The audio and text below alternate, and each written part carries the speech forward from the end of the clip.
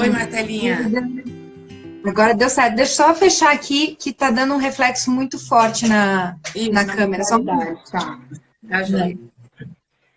Bom, então sejam bem-vindos a mais uma, bem-vindas e bem-vindos a mais uma live nossa, todo domingo, às 5 horas da tarde. Hoje eu tô tendo alguns problemas de conexão aqui, mas vamos torcer para dar tudo certo até o final. E hoje a gente vai falar sobre um assunto que nós ainda não conversamos aqui na live. A gente tem lá alguns vídeos no YouTube, mas é a primeira vez que a gente vai falar aqui ao vivo sobre uma parte relacionada à nutrição, né? Que é um pedacinho dos nossos assuntos aqui do Mulheres Exponenciais.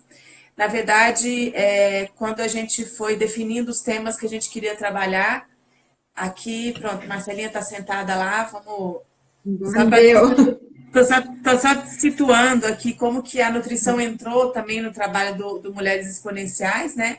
Porque quando a gente foi pensar nas dores, no que as mulheres precisam, né, trabalhar para se sentirem melhores, para ter um bem-estar, a gente viu que a nutrição era uma coisa importante, especialmente relacionada à saúde, mas também relacionada ao bem-estar físico, né? No Brasil, a gente tem uma cultura muito grande relacionada à dieta, essa coisa do corpo mesmo. E aí, quando a gente pensou, então, em quais as dores que a gente precisava trabalhar e conversar aqui com as mulheres, a gente pensou que deveria falar sobre isso. Né? A Renata lidou com a obesidade durante toda a vida. Eu não tive muito isso na minha vida pessoal, mas tive na vida da minha filha, desde que ela nasceu.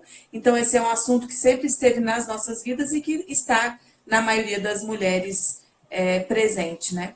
Enfim, foi assim que a nutrição, que a gente entendeu que a nutrição era um assunto importante, que a gente precisava conversar, e desde sempre a Renata comentava comigo que não queria falar em dieta, né? Ela falava, a gente vai falar sobre isso, é muito importante que a gente fale sobre isso, porque é importante para a saúde, é importante para a cabeça mesmo dessas mulheres, mas eu não quero falar em dieta. Ela batia muito nessa tecla. Eu quero falar de comportamento, eu quero falar de sentimentos, por que às vezes a gente come mais do que devia, ou às vezes come menos do que devia, por que a gente tem porque existem tantas relações conflituosas com esses momentos da alimentação. E foi nesse processo que eu acabei encontrando a Marcela, pessoalmente, né, numa intenção de conhecer um pouco mais especificamente relacionado à minha filha, mas aí me apaixonei pela nutrição comportamental e embora eu não conhecesse ainda esse nome, eu entendi que era disso que a minha irmã estava falando e era isso que a gente precisava conhecer um pouco mais. Então eu queria primeiro agradecer a presença da Marcela aqui. Marcela trabalha muito durante a semana para eu colocá-la para trabalhar mais um pouquinho no domingo. Então, Marcela, eu queria te agradecer porque eu sei que você está aí dispondo do seu tempo, de estar com a sua família, mas para estar aqui com algumas mulheres presencialmente, eu tenho certeza que o seu trabalho é muito importante no dia a dia, ali, que as mulheres que você tem a oportunidade de trabalhar diretamente, mas aqui no online a gente acaba tendo a oportunidade de atingir pessoas, né, do Brasil inteiro, que estão em outras regiões e que talvez não tenham essa oportunidade de ter o contato presencial com você. Então, eu só falei Marcelo, Marcelinha, mas ainda não apresentei. Vou deixar para você mesmo, vou passar a bola. Conta para a gente aí quem é você. Tá bom, obrigada, Dani. É um prazer estar aqui falando com você, porque você sabe o quanto eu sou apaixonada pelo assunto e pelo meu trabalho. Então, te agradeço também a oportunidade da gente conversar um pouquinho sobre isso. Bom, em primeiro lugar, então, vou me apresentar. Meu nome é Marcela Brum, eu sou nutricionista comportamental e instrutora de Mindful Eating. E aí eu vou destrinchar um pouquinho para vocês o que é essa tal de nutrição comportamental, o comer intuitivo, comer com atenção plena. Então, antes de tudo, eu gostaria de contar para vocês como que eu entrei nisso, né? Quando eu me formei, nem existia a nutrição comportamental formada como tem hoje. Mas eu percebi, no último ano de faculdade, que existia um problema muito sério entre o que a gente estudava e o que era, de fato, passado para o cliente não tinha conexão, porque quando a gente faz estágio na clínica da universidade, o número de pessoas que vêm apenas uma vez e nunca mais volta é quase absoluto, é quase 100%. Eu lembro um dia que eu fui ajudar a coordenadora do meu curso a limpar os arquivos lá e a gente tinha que tirar os prontuários de primeira vez, eram quase 100% dos prontuários. E a gente via que as pessoas não voltavam, por quê? Porque fazer dieta prescrita não faz sentido. Não faz sentido eu colocar uma fruta no meio da tarde para uma pessoa que no meio da tarde não gosta de comer fruta. Então, as poucas pessoas que voltavam é porque elas estavam muito motivadas, ou eu vou casar, ou eu vou ir para a praia, quero usar um biquíni. E mesmo essas poucas pessoas que voltavam, elas não perdiam peso. E a frustração era enorme, delas e nossa também. E aí eu comecei a me questionar isso, porque eu já estava há 4 anos na faculdade e nunca tinha feito uma dieta prescrita para mim. E aí eu pedi para a coordenadora do meu curso, você faz dieta para você? E ela, não. E aí, as minhas colegas também não faziam dietas para elas. Eu falei, gente, a gente quer que os nossos pacientes façam uma coisa que nem a gente faz. Isso está errado. A gente não deve se alimentar olhando para uma folha de papel. Só que naquela época eu não tinha outro caminho, eu não conhecia ainda a nutrição comportamental. Aí eu formei muito frustrada, pensei, nossa, de novo eu não vou, porque já era a minha segunda faculdade, não vou trabalhar nisso, não vou exercer, me enganei de novo de curso, e aí mudei para Brasília, porque eu não formei aqui, e aí só que 6 meses depois eu descobri a nutrição comportamental através de uma ex-professora que me marcou num post no Facebook e falou, dá uma olhada que eu acho que isso é a sua cara, viu? Já era contestadora desde sempre na faculdade. E era um post da Sophie Deran, que hoje é uma das grandes referências da nutrição comportamental no Brasil. A Sophie tem um livro chamado Peso das Dietas, que eu recomendo que todo mundo leia, é muito bom. É uma porta de entrada para a nutrição comportamental. Aí, logo em seguida, eu já fiz o curso da Sophie e foi um caminho sem volta. Aí, de fato, me apaixonei pela minha profissão e fui me especializando cada vez mais.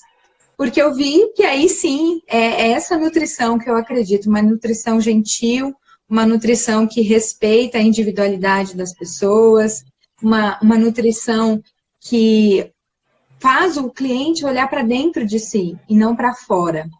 Então, parar de seguir regras externas e começar a se ouvir, que é o básico, mas quase ninguém faz. E aí, eu queria... Pode falar, né?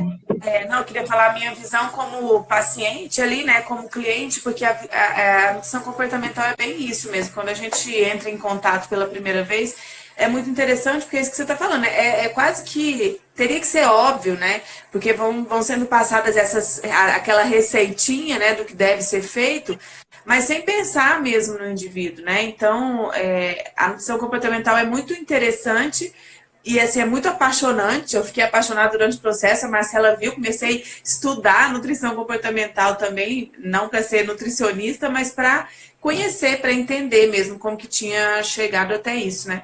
Porque é isso, parece tão óbvio, parece muito óbvio, mas há anos e anos isso não era feito, né? E até agora, né, Marcelo, você que está aí no mercado, trabalhando diretamente com isso, eu até durante o processo aumentei alguns quilos, né? E quando às vezes eu vou contar para uma pessoa ou outra que isso aconteceu, aí um outro dia uma pessoa falou, então não funcionou. Porque na verdade tem esse link muito grande de que se tá pensando em nutrição, tá pensando em emagrecimento, né? Uma coisa tem que estar ligada à outra, né? E nem sempre tem que ser assim, mas é tudo agora é um negócio de mudar uma mentalidade que está muito mesmo, né, ficcionada aí na cabeça das pessoas. Ou seja, é um processo que leva um tempinho, né? É normal isso, Dani. Num primeiro momento, algumas pessoas podem ganhar um pouco de peso porque elas estão muito na mentalidade da dieta. Eu costumo fazer a seguinte analogia. Imagina que você está atravessando uma piscina por debaixo da água, está mergulhando, e aí, quando você chega do outro lado da piscina, a primeira coisa que você vai fazer é respirar algumas vezes profundamente, porque faltou ar. E o teu pulmão agora está precisando mais ar do que o normal. Depois de algumas respiradas profundas, você vai perceber que não precisa mais fazer isso, que você pode voltar a respirar naturalmente. É a mesma coisa quando a gente sai da mentalidade da dieta. O nosso corpo está entendendo, nossa, finalmente eu vou poder respirar, finalmente eu vou poder comer, finalmente vão me dar nutrientes suficientes. Então, pode ser que primeiro a pessoa ganhe um pouquinho de peso para depois entrar no peso que o corpo dela fica confortável de estar.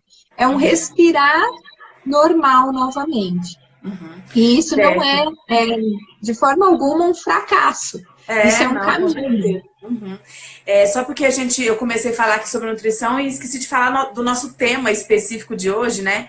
Eu coloquei, a gente quis ligar essa dieta com os relacionamentos, porque na verdade a gente tem percebido que tudo que a gente trabalha no Mulheres Exponenciais, tanto a comunicação quanto o amor próprio, acaba de uma maneira geral, por que esses pontos levam a uma felicidade maior essas mulheres que começam a trabalhar esses pontos? Em geral, porque elas melhoram todos os seus relacionamentos. E aí a gente não está falando exclusivamente de relação conjugal, mas de relacionamento com os filhos, com os pais, com as outras pessoas, né? Relacionamento interpessoal. E a nutrição comportamental, ela é muito favorável nesse sentido, porque a Marcela vai explicar aqui durante a live toda, que a gente, nesse processo de se olhar um pouco mais, né? E de se permitir algumas coisas que a dieta restritiva não nos permite, a gente acaba conseguindo ter mais amor próprio e de olhar para a gente, para o outro de uma maneira, com uma maneira mais compassiva, né? E aí a gente começa a se relacionar um pouco melhor com a gente e com o mundo que nos cerca. Então, Marcela, acho que para a gente começar, nós vamos fazer esse link um pouquinho mais para frente, mas inicialmente vamos falar um pouquinho do ciclo da dieta, que eu acho que é o que tira a gente desse melhor relacionamento com as pessoas, né? Em geral, quando a gente fala, comecei uma dieta, então eu vou lá no nutrólogo, nutricionista, né, alguém da área específica, e me é passado lá uma receita, um protocolo que eu devo seguir para alcançar um emagrecimento, ou às vezes não, uma massa, um aumento de peso, depende do interesse de cada um dos indivíduos. Mas nesse processo, então, é como se a gente, nesse momento, saísse da sociedade, né? O que acontece é que aí, espera aí, o meu mundo agora é um mundo à parte, eu tenho que comer exatamente isso.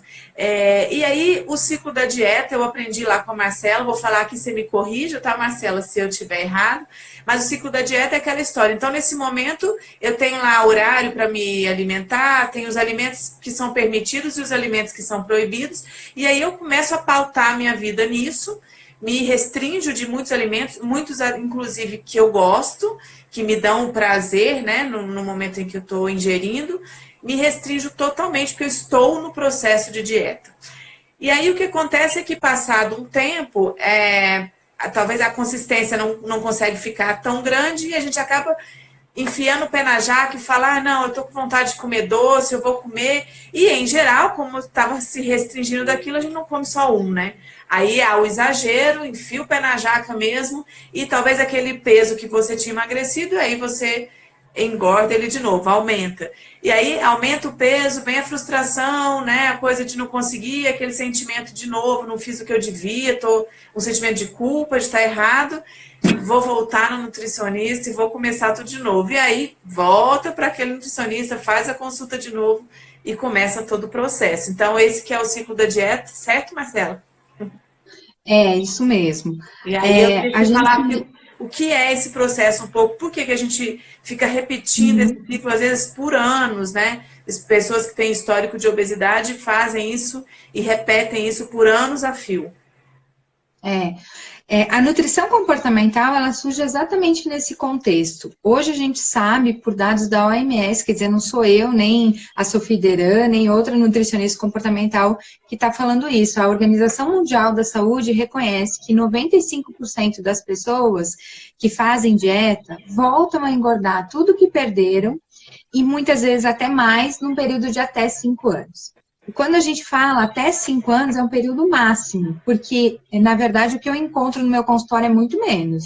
1 ano, 2 anos, a pessoa já recuperou todo o peso que tinha perdido com dietas. E essa dieta pode ser a low carb, pode ser a jejum intermitente, pode ser a prescrita por nutricionista. Só da gente pensar em fazer dieta, o nosso cérebro já responde. Eu costumo fazer a seguinte analogia. Imagina que a gente está com dor de cabeça agora, vai numa farmácia, pede um remédio para dor de cabeça para o farmacêutico, e o farmacêutico diz assim, ó, esse remédio aqui para dor de cabeça, mas tem 95% de chance dele não dar certo e ainda piorar a sua dor de cabeça. Você tomaria esse remédio? Você compraria esse remédio? Você gastaria com esse remédio? Não, né? Mas é isso que a gente faz toda vez que a gente entra numa dieta. A gente está comprando e tomando um remédio com 95% de chance de não dar certo. Por que que isso acontece? Porque dietas desregulam o nosso centro de fome e saciedade, quer dizer, aumentam a nossa fome, diminuem a nossa saciedade e aumentam o nosso comer emocional.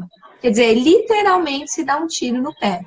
Eu trouxe aqui um papel, vamos ver se dá para pegar na câmera, do que a Dani estava falando agora há pouco. Tá dando para ver, Dani? Tá um pouquinho escuro, tenta aproximar um pouquinho mais, né? Isso, aí dá pra ver melhor. Deu? Vai tampar você, mas aí você vai falar ou você quer que eu fale? Não tem problema, eu vou falando e vou explicando. Tá. Então, assim, esse é o ciclo de restrição e compulsão que é causado quando a gente entra numa dieta.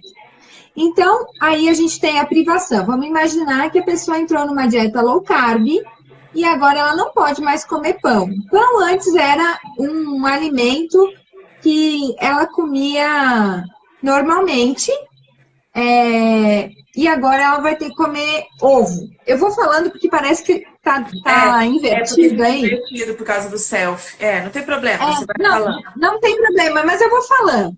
Então, assim, a pessoa decide cortar o pão, porque ela está numa dieta low carb. Então, no café da manhã, ela não vai mais comer pão, ela vai comer ovo. Ovo até é um alimento que ela gosta de comer, tudo bem. Mas, passado um tempo, ela começa a ter obsessão e desejo pelo pão, que era o alimento que ela comia no café da manhã e depois seguia o dia dela, ela nem mais pensava no pão. Só que agora, ela acorda e pensa, hoje eu daria a minha vida por um pão. Aí ela vai trabalhar, ela passa na frente de uma padaria, ela vê pessoas na fila da padaria e ela pensa, por que todas essas pessoas podem comer pão, só eu não posso? Aí ela vai trabalhar e no trabalho ela fica remoendo pão. Eu tenho clientes que sonham que comeram pão e acordam chorando porque até não se dá conta que era só um sonho, elas se sentem muito fracassadas de ter comido pão. Aí o que acontece? Depois de um tempo dessa obsessão e desejo pelo alimento, ela decide comer. Mas ela vai comer esse alimento com o pensamento de só hoje e nunca mais. Porque, afinal de contas, eu tô de dieta, eu nem poderia estar comendo hoje, mas eu não aguento mais, então hoje eu vou comer. E aí, junta esse pensamento de só hoje e nunca mais, com um tempão de restrição, privação, com a obsessão e o desejo, a pessoa vai conseguir entrar numa padaria e comer um pão? Não. Aí vem ela vai comer quantos pães ela conseguir comer. E claro, isso é o que a gente chama de overeating, que é o comer exagerado. Esse comer exagerado vem acompanhado por sensação de culpa, de fracasso, aquele pensamento de só eu não consigo, eu não tenho foco, força e fé.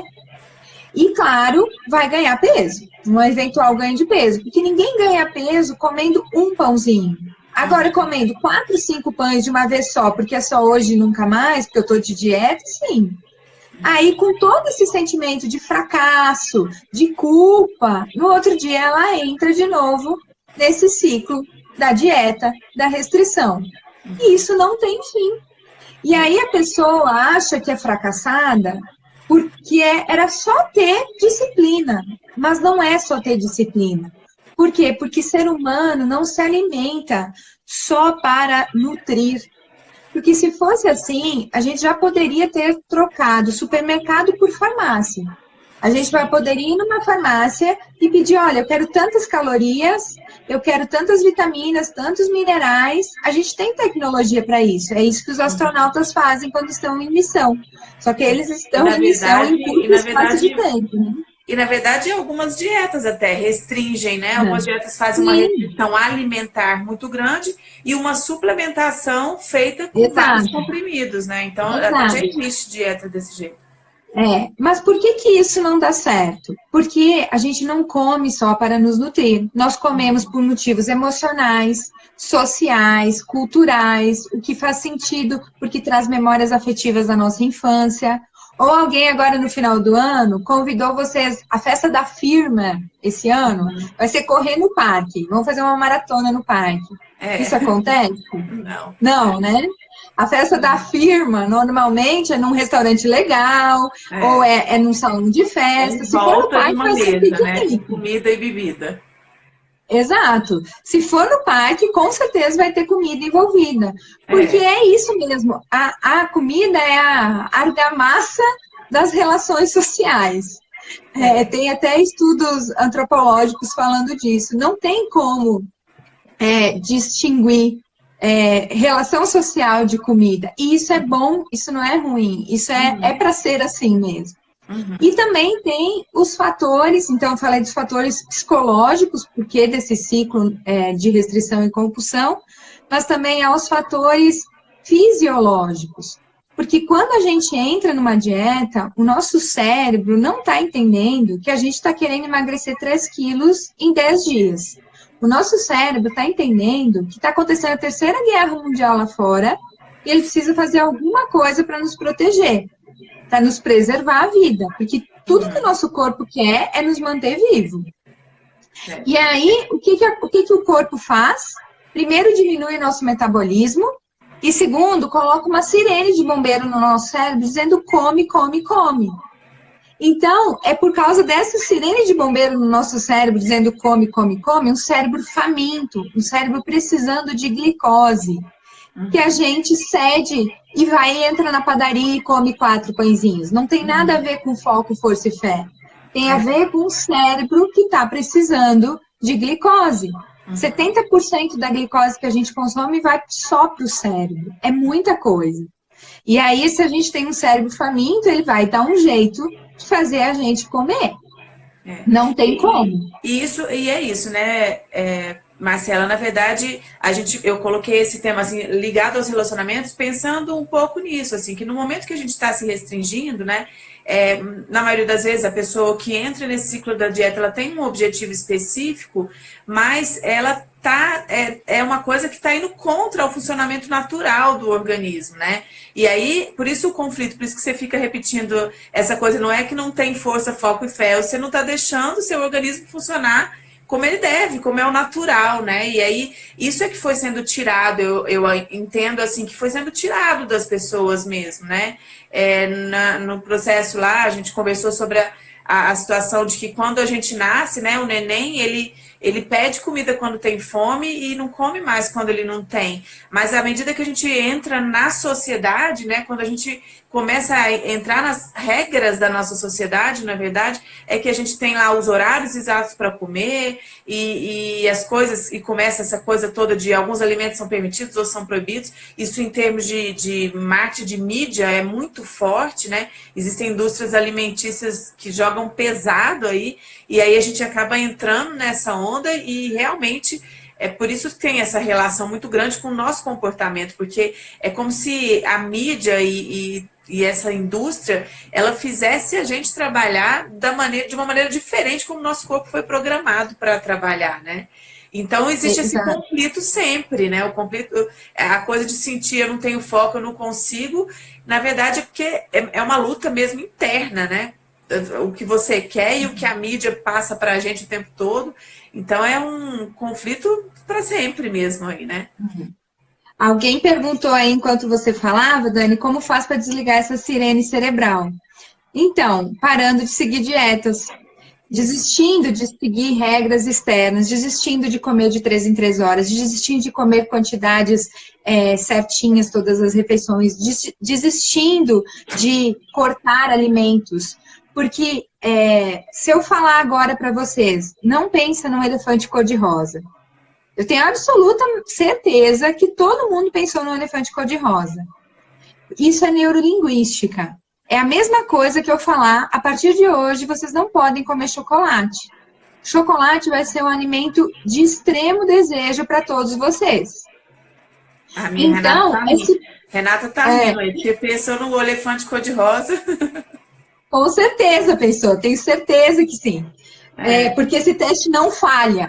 Então, a gente se restringir só vai fazer que a gente tenha mais desejo pelo aquele alimento que a gente está restringindo.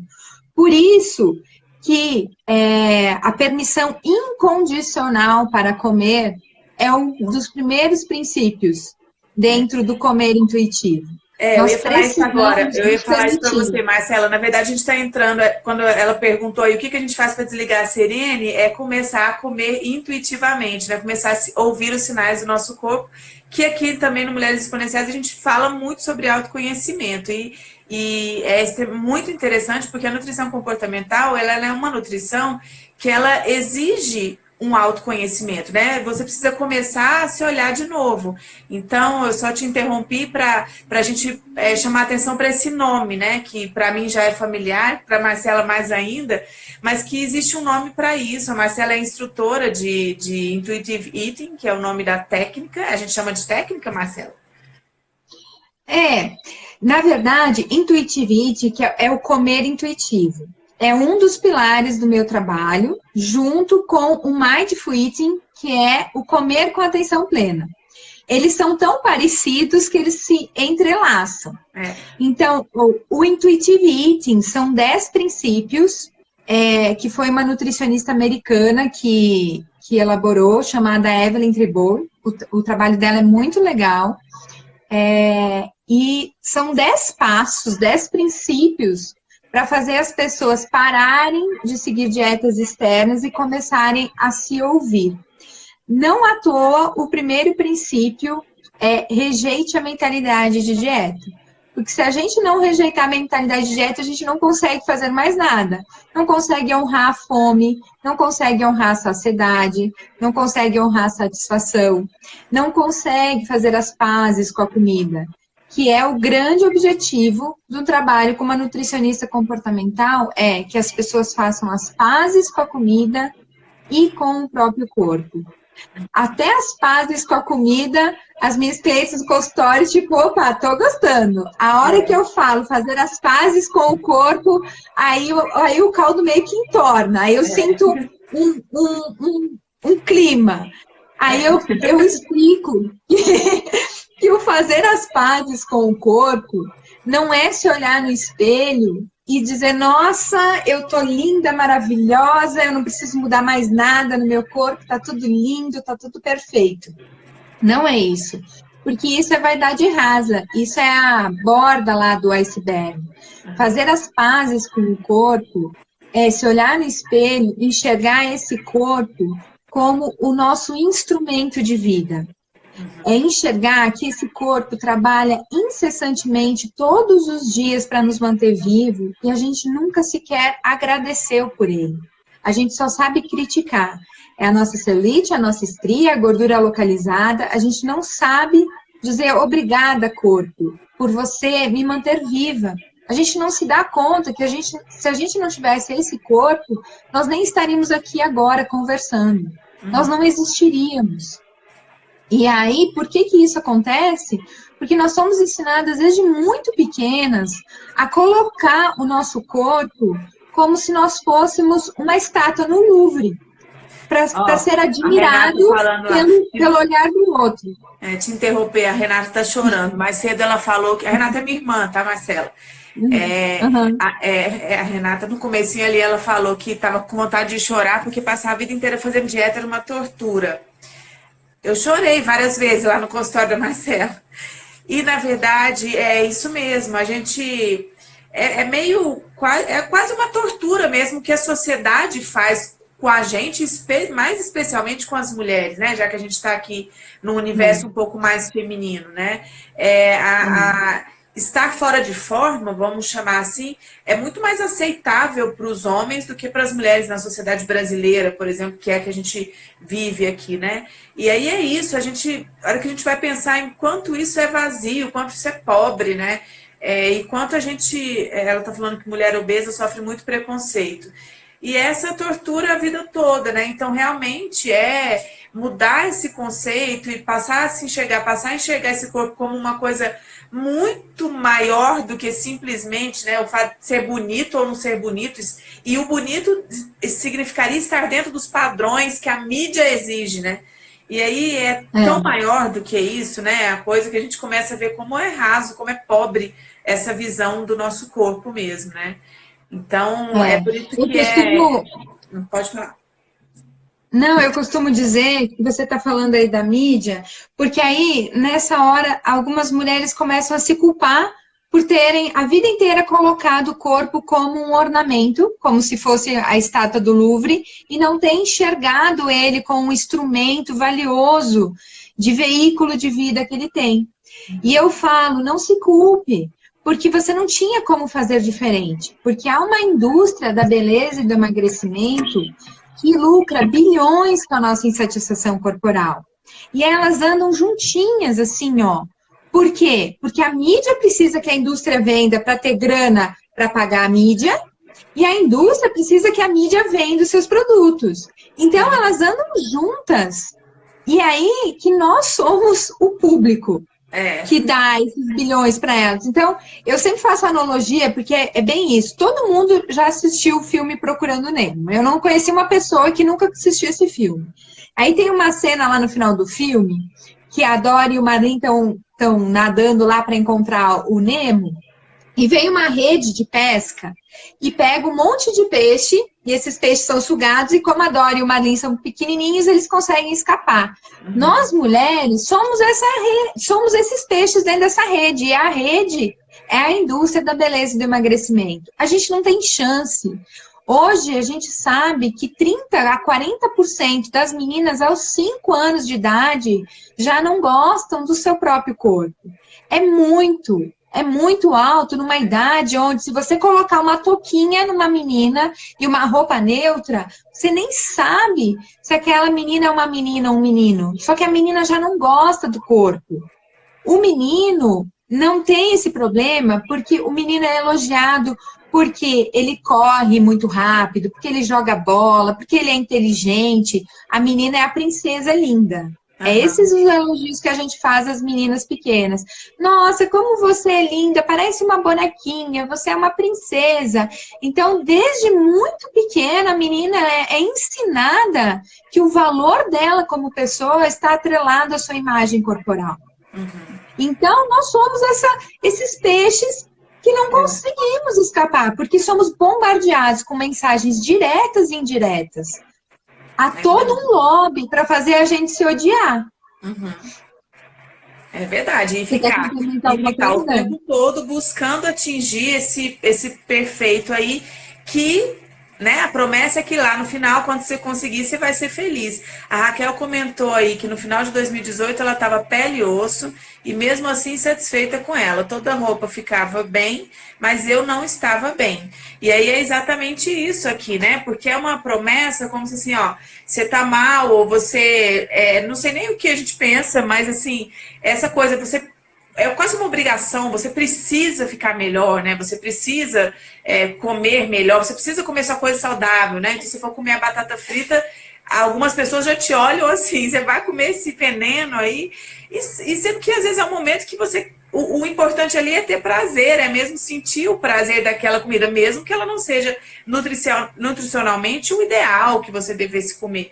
Mas assim, é o que a gente está comentando, o alimento ele tem muito mais fatores relacionados a ele do que simplesmente a necessidade de suprir nutricionalmente um organismo. Então, essa coisa de não estar bem, né? A Elaine disse... sociedade, meu próprio marido me torturava. Hoje ele virou ex e eu sou feliz. É isso aí, às vezes tem que...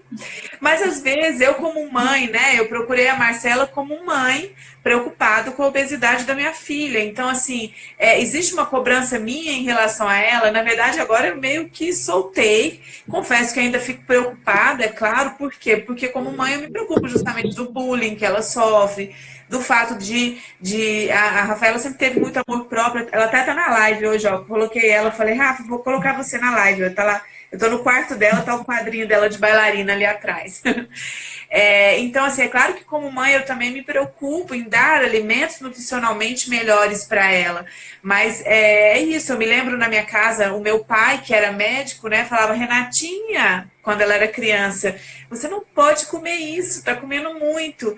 E ela fala como aquilo, né, ela já comia e engolia com aquela sensação de culpa, porque ela era a mais gordinha lá da gente. Então, isso assim, nem é, como que eu vou dizer, não é, a gente nem percebe que está fazendo isso, né? Um pouco para proteger justamente que acaba fazendo essas restrições. Então, assim, essa mudança de mentalidade, ela é muito importante. É claro que isso eu acho que demora um tempo, e é o que a Marcela está falando. É uma luta, né, quase ingrata, porque a gente está lutando contra duas indústrias poderosíssimas, e somos aí uma massa grande tentando lutar contra eles, e é muito difícil sair disso. Mas que bom, né, Marcela? Ainda bem que eu descobri a nutrição comportamental, que bom que a gente tem hoje a internet que nos possibilita ir divulgando e mostrando isso para o maior número de pessoas, porque, é claro, é uma crescente, é uma área, né, da nutrição que é nova, né, e que é uma maneira de abordar, uma abordagem nova da nutrição, e que vem mudando e que tem possibilidade de crescer, porque enxerga o ser humano de uma maneira realmente muito mais gentil, como você mesmo falou, né? Eu costumo fazer uma analogia para explicar o que você estava falando da diferença sua com a sua irmã e agora com a sua filha, que é assim, imagina se você calça um número de sapato 37, mas você decide, por uma questão da sociedade, que bonito mesmo é calçar 35. Bonito é um pé número 35. Então, você vai numa loja de calçado, você com um pé 37, compra um Scarpin 35 e vai trabalhar. E aí, o que vai acontecer com o seu pé no final do dia, passado o dia inteiro nesse Scarpin número 35? Ele vai estar cheio de bolha, ele vai estar, né, com feridas e dolorido.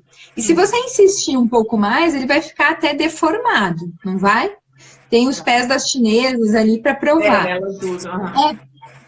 A mesma coisa é o nosso número de corpo. Nem todas as mulheres vão usar um jeans 38, 40.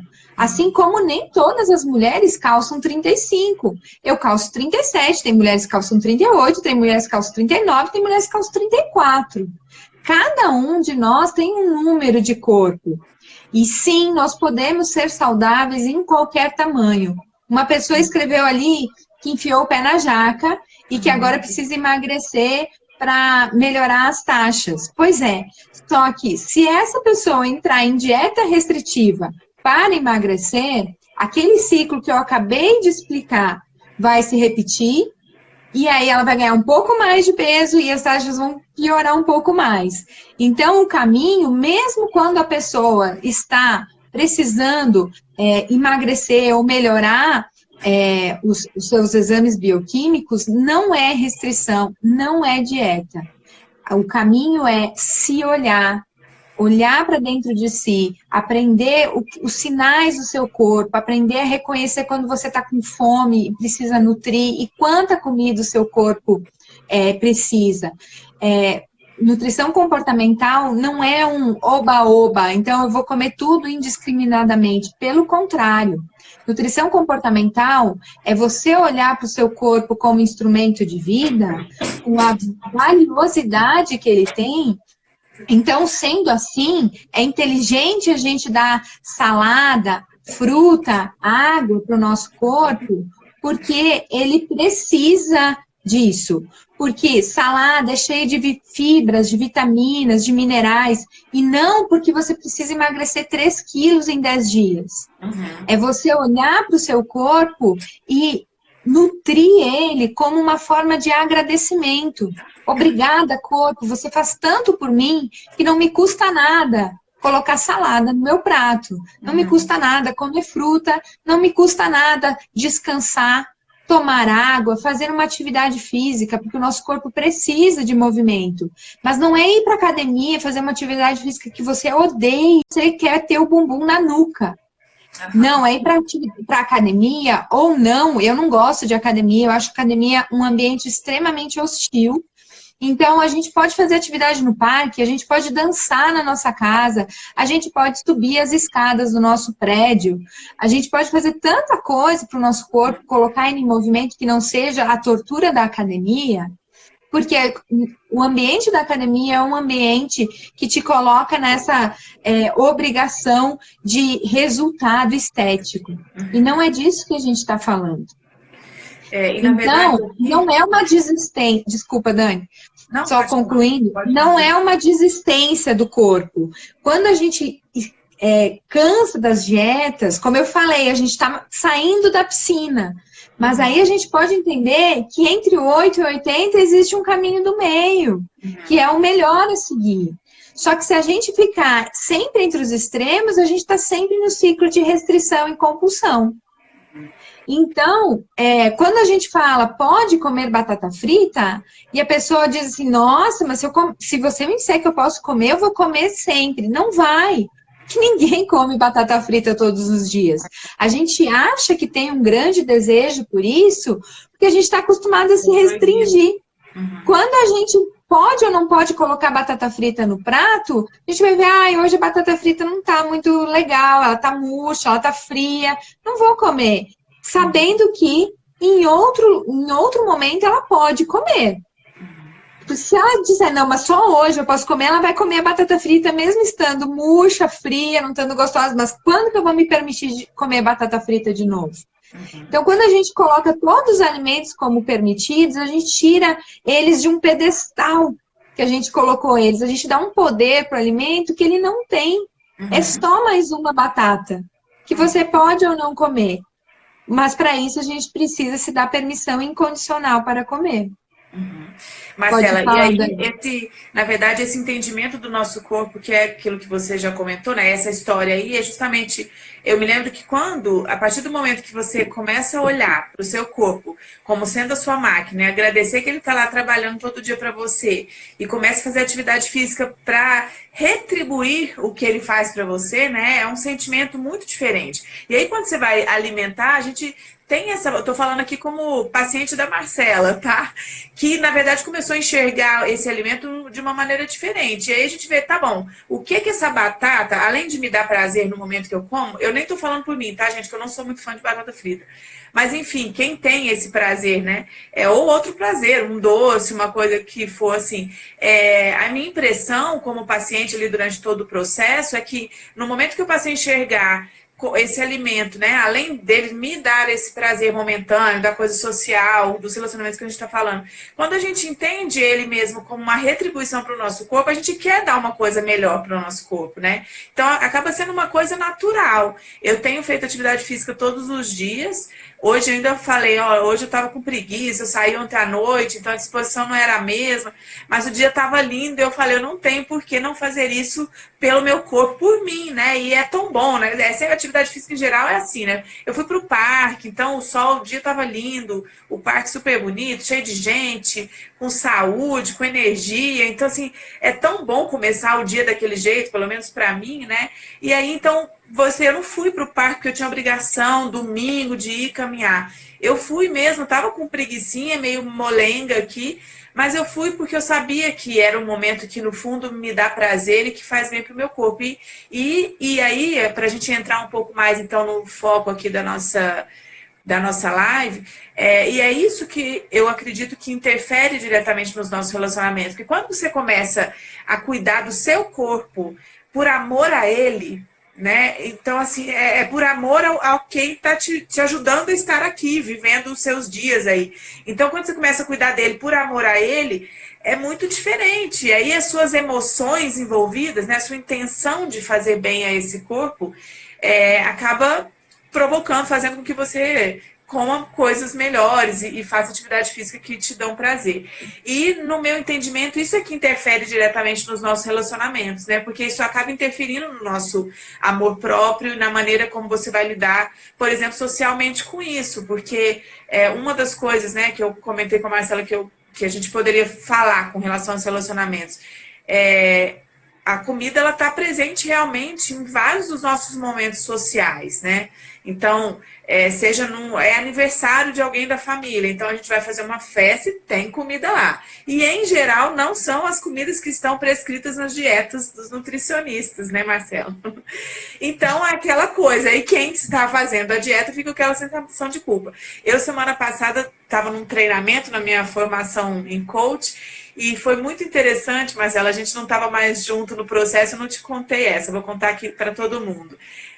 Teve um exercício que eram trios, uma pessoa ficou vendada, a outra ficou com as mãos amarradas e a outra estava muda. A partir do comando que foi dado, eu não enxergava, eu fiquei com a venda, um ficou sem enxergar, o outro não pegava e a outra não podia falar. E aí, a hora que fizeram a dinâmica, colocaram essas coisas na gente, falaram, ok, agora vocês estão liberados para o coffee break. Aí tava lá aquela mesa cheia de coisas maravilhosas, eu não sabia o que tinha para comer, a outra não podia pegar e a que podia não falava. Então, foi um exercício muito interessante, porque no final a gente conversou sobre o que tinha acontecido ali. E, por exemplo, esse foi o segundo dia de treinamento. No primeiro dia, né, no hotel treinamento, então cada lanche maravilhoso e tal. Eu não comi muito, mas comi mais do que eu devia. No segundo dia, como eu não estava enxergando, eu tinha que pedir para a menina que falava. Eu falei, fala para mim o que tem. Ela foi falando, eu falei, me dá eu quero um copo de suco, escolhi o que eu queria. E aí a menina que podia pegar, que pegava e me entregou na minha mão. Ela perguntou, você quer que eu ponha na sua mão ou na sua boca? Aí, enfim, era difícil comer, eu não estava vendo a comida. Eu tomei esse suco e comi acho que um pão de queijo e pronto, não comi mais. E a partir desse dia, no final, com as discussões, eu ainda brinquei e falei, olha, a minha conclusão é que se eu não enxergasse, eu com certeza comeria muito menos. E é muito interessante porque tem o visual da comida, né? Porque tem a coisa do social, de estar ali, de estar comendo. E a partir desse dia, em todos os coffee breaks, eu tomava um suquinho, um negocinho e acabou. Porque aquele dia eu não fiquei com fome. Eu não estava com fome, então eu vi que na hora do coffee break, por que eu tinha comido? Porque era a hora do coffee break, porque todo mundo estava comendo. E não era porque eu estava realmente sentindo fome. Então, ainda bem que foi no segundo dia, foram 6 dias de treinamento. E a partir desse dia eu lidei de uma maneira muito melhor com aquela oferta grande de comida. E aí, então, isso não interferiu, né, o fato de, se eu tivesse de dieta, né, não podia comer, eu ia ficar ali só conversando e tal, mas com certeza ia ficar me sentindo privada do lanche, mas eu não tive esse sentimento. O lanche estava lá, toda à minha disposição. Fui eu que entendi que eu não precisava comer tudo que tinha no lanche, que eu podia escolher uma ou outra coisa até ficar saciada e acabou. Então, assim, foi outro exercício lá de nutrição comportamental, foi bem interessante no meio da formação. E é isso, foi uma escolha, né? Não é uma coisa assim, eu não comi porque eu não posso, porque a dieta está me privando. Não. Foi outro sentimento. Eu não comi porque eu não quero, eu entendi que eu não preciso. E aí, então, eu estava bem comigo daquele jeito lá, e isso muda tudo, né? Isso muda o jogo, muda mesmo todas as situações que a gente está vivendo. Vamos Você percebeu a sua fome do olhar, então, né, Dani? A minha fome do olhar, era tudo muito bonito lá, né? E a disponibilidade. Porque é isso, embora eu não esteja de dieta, eu né, aumentei o meu peso. Então, eu tenho sim vontade de diminuir. Então, eu estou me olhando com cuidado, prestando atenção. Eu estou com fome, não estou com fome. E aí, mas mesmo assim, por ter passado sempre o processo de dieta, é aquela velha história. Há muita disponibilidade que tinha ali, faz a gente, né, de repente esquecer essa coisa do prestar atenção. É a coisa do social, tá lá todo mundo, uma mesa em volta de uma mesa de comida. E a gente vai conversando e comendo, né, sem pensar no que tá fazendo, né. Então foi muito interessante porque me chamou a atenção. Eu quero dar uma olhadinha aqui nos comentários, só para ver. A Elaine falou alguma coisa relacionada à menopausa. Ela tem, o peso normal é 65 quilos e hoje ela está pesando 70. Sentiu diferença porque está entrando na menopausa precoce. E qual é o conselho nessa fase? Na verdade, a gente também conversou um pouquinho durante o meu processo lá com a Marcela. E ali no meu consultório também isso aconteceu outro dia com uma paciente que queria fazer botox, alguma coisa assim, preenchimento, e ela me levou no consultório uma foto de quando ela tinha 16 anos. Ela tem 45 agora, se não me engano, por aí. E aí, na mesma hora, eu olhei para ela, olha só, mesmo se você fizer os procedimentos, a gente não vai conseguir chegar à sua pele de 16 anos, né? O tempo passou, as coisas mudam, seu metabolismo é outro. E aí, para dieta é a mesma coisa, né, Marcela? Fala um pouquinho aí. Com certeza. O metabolismo O público, né? normal é que a gente ganhe mesmo meio quilo por ano, é natural. O nosso corpo é algo mutável.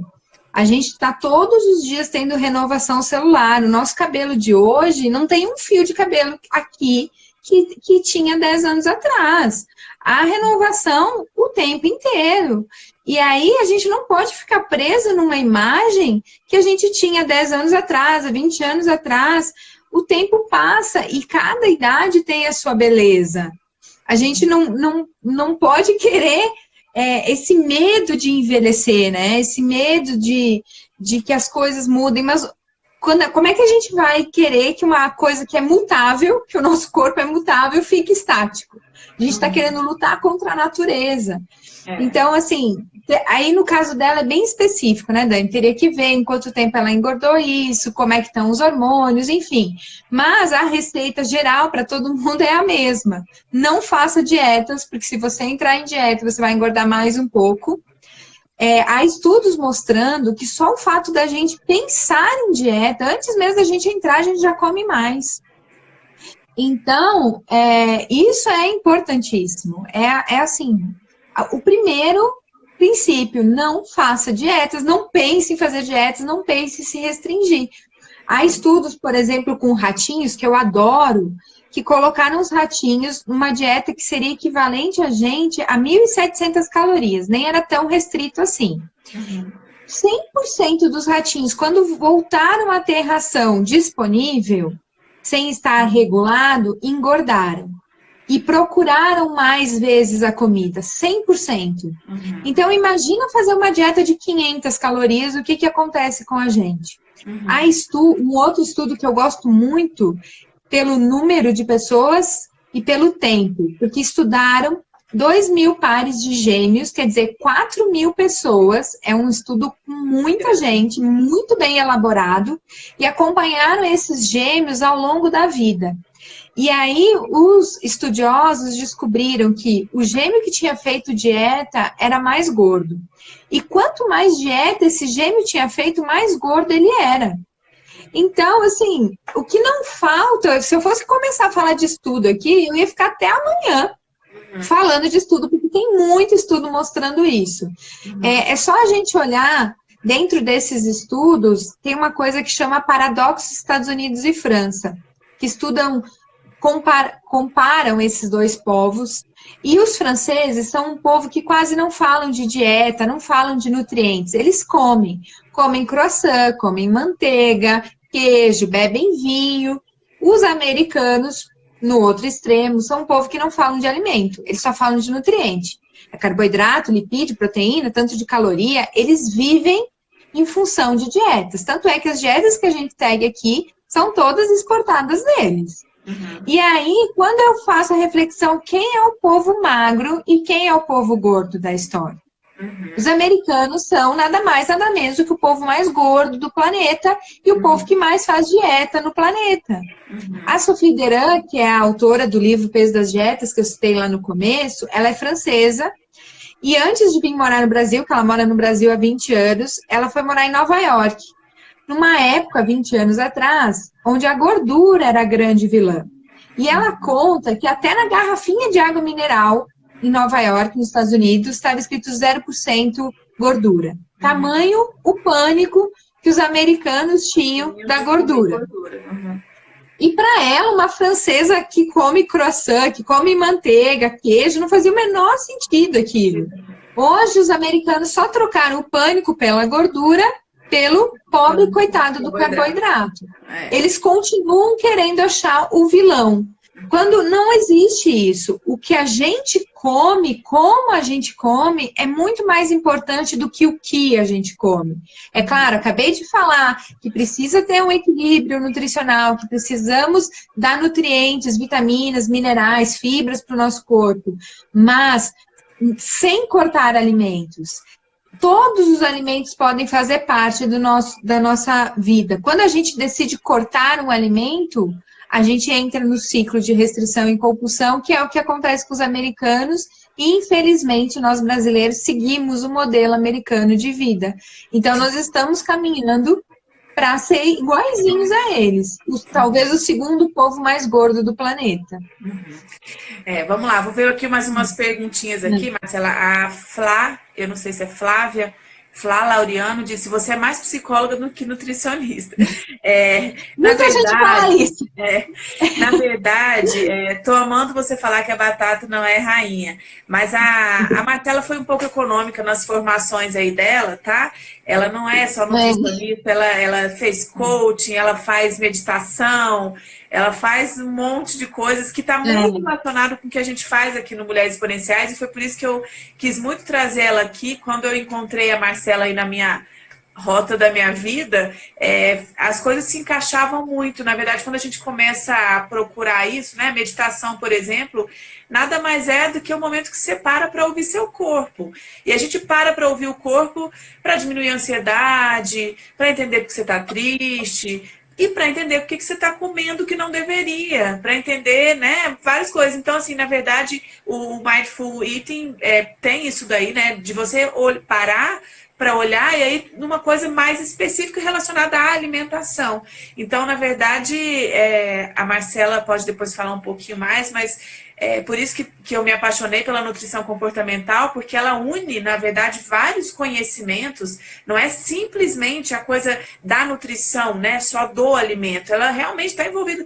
Por que parece psicólogo? Porque a gente é a vida, são as emoções, são os sentimentos, a gente não tem como desconectar isso de quem a gente é, né? Não existe essa possibilidade. Por isso que a dieta restrita lá do papel não funciona, porque a gente não é uma maquininha que pega o papel que está escrito e vai comer o que está escrito lá. A gente está nervosa, a gente está feliz, a gente está triste, a gente tem a comida disponível ou não tem. Então, assim, são muitos fatores associados para a gente diminuir isso a um pedaço de papel escrito exatamente o que você deve comer e achar que isso é que vai fazer você ser magro ou ser gordo e você tá feliz ou infeliz. Então, assim, é por isso que eu acho que a coisa é muito maior, porque nós somos seres muito amplos, né? A gente não é só uma coisa. E o que acontece com essas dietas é que elas querem restringir a gente a simplesmente uma maquininha que precisa lá daquele alimento para diminuir a gordura, aumentar a massa magra, diminuir massa gorda, como se a gente fosse só esse sistema, né? Acho que quando a gente ignora que a gente tem emoções envolvidas o tempo todo, né? E sentimentos, necessidades que a gente precisa atender do nosso organismo e da nossa emoção. Então, quando a gente entende que isso é complexo, a gente tem que levar isso em consideração. E é por isso que a nutrição comportamental, para mim, faz muito sentido, porque ela leva em consideração esse ser multifatorial que a gente é. E a Raquel perguntou aqui sobre bebida alcoólica. A Renata está falando que vai cair, você viu? Não, eu não vi, já está dando uma hora, eu não prestei atenção. Dá uma olhada nisso. Tá, o tempo acabando. Não, nós vamos ter que encerrar antes da hora aqui, mas é porque não tem jeito. A Raquel perguntou da bebida alcoólica, a mesma ideia, né? Não é proibido, Raquel. Mas se você sabe que está disponível, não precisa entornar o balde, né? Mata a sua vontade para ficar saciada e é isso. Bom, Marcela, como o Renato falou que o tempo está acabando, eu vou acelerar aqui. A Rê falou que você é uma mulher exponencial, eu não tenho nenhuma dúvida disso. Obrigada, Renata. No fundo, todas nós somos, só precisamos descobrir isso, né? Falta 25 segundos. Marcela, já que falta tão pouco, eu queria te agradecer muito pela sua presença, pelo nosso bate-papo. Obrigada pela oportunidade, eu adoro falar disso, ficaria umas 3 horas aqui falando, mas nunca dá para falar tudo que a gente quer, mas espero ter passado aí pelo menos um pouquinho do que é a nutrição comportamental.